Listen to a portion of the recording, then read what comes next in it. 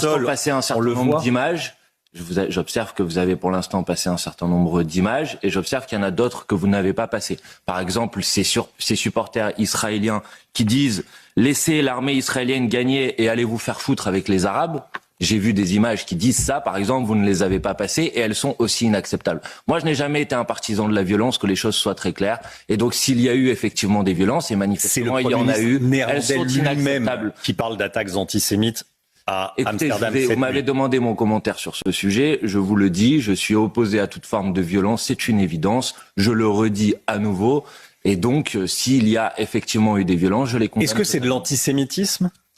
Pour qu'on puisse dire qu'il y a de l'antisémitisme, il faut être en capacité Donc vous ne le dites de pas. montrer des images qui permettent de dire que si ces personnes ont été ciblées, c'est parce qu'elles étaient de confession juive. Donc s'il y a effectivement des images que vous pouvez me montrer qui montrent que ces personnes ont été ciblées parce qu'elles sont de personnes de confession juive, alors c'est de l'antisémitisme. Ça vous met mal à je l'aise ? le condamne. Non, ça ne me met pas mal à l'aise. J'essaye d'avoir un propos qui est un propos éclairé, équilibré sur manifestement des actes qui sont intolérables. Comment expliquer quand un match quand un match Belgique-Israël se passe en Hongrie, il n'y a aucun problème, alors qu'en France, pour une même rencontre, il y a un niveau de sécurité qui va être incroyable pour jeudi prochain? Alors là, vous m'interrogez sur le match qui est prévu entre la France et Israël la semaine prochaine. Oui. Bon, si ce match est confirmé et maintenu, ce que je ne souhaite pas, moi j'ai déjà dit qu'il me semblait... Pourquoi vous appelez au boycott du match?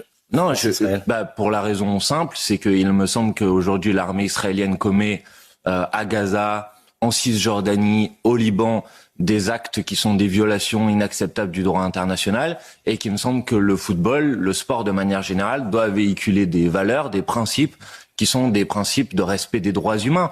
Et on a été capable, après l'agression russe en Ukraine, de suspendre la fédération russe d'un certain nombre de fédérations sportives, d'empêcher la Russie de participer à un certain nombre de compétitions sportives. Je pense qu'on devrait être en capacité de faire la même chose vis-à-vis de l'État israélien. Maintenant, si ce match a lieu, si ces appels à l'annulation la Russie est un pays agresseur, alors que Israël a été agressé. Vous savez très bien que c'est pas la même chose. Mais Israël aujourd'hui est un pays agresseur. Enfin, excusez-moi. Israël est un pays qui se défend. Non, ça c'est votre conception des choses. Mais on ne se défend pas en massacrant des dizaines de milliers de personnes, comme c'est le cas à Gaza.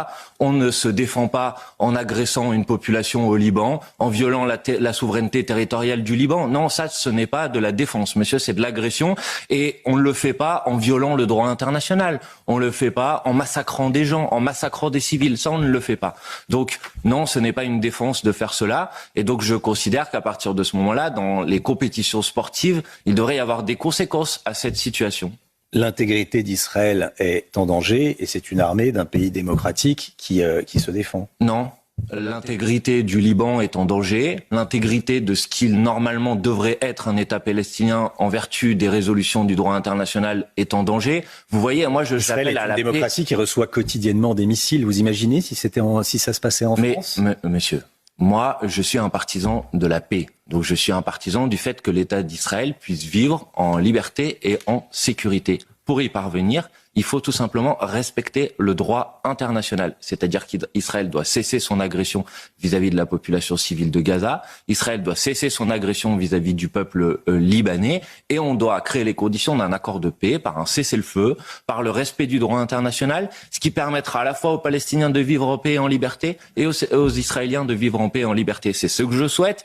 Et j'observe qu'aujourd'hui, la France en particulier, malheureusement, sur ce sujet, ne prend pas les mesures qu'elle devrait prendre pour faire en sorte de retrouver en Israël le chemin et en Palestine le chemin de la paix. Manuel Bompard, invité de la grande interview CNews Europe 1, coordinateur de la France Insoumise, député LFI des Bouches-du-Rhône. Je voudrais revenir sur ce qui s'est passé à Amsterdam, des attaques antisémites à Amsterdam, pour reprendre le terme du Premier ministre néerlandais qui est sur place, qui a les informations de la police.